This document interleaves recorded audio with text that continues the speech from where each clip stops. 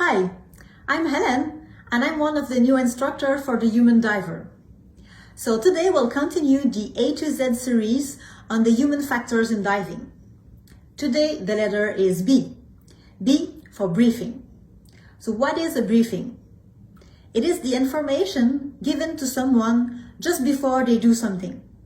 So in diving, it is the information shared to the diver prior to the dive. What are the elements that should be included in a good briefing? First, presentation of the dive site. What's the topography of the dive site? What are we going to see today? What are the environmental factors that we should care? Tides, currents, temperature of the water. Next, what is the emergency plan?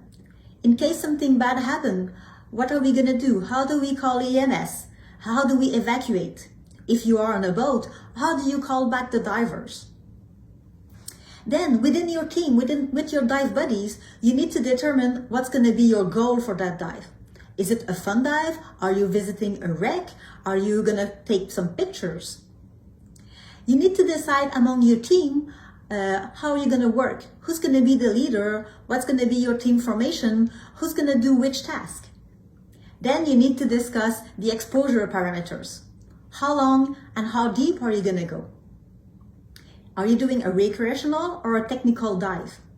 If you do a technical dive, you need to plan the decompression.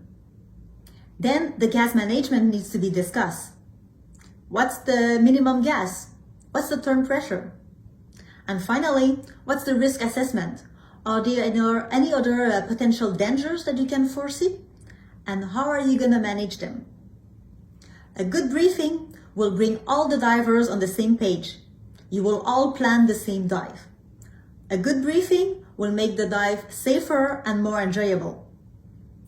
So brief well and have fun.